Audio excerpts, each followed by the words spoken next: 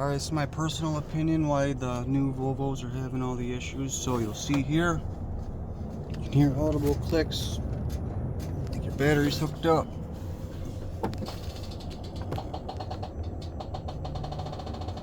Nothing. Okay.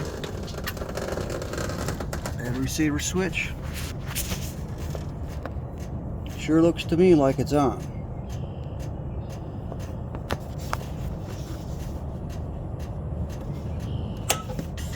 Off. On.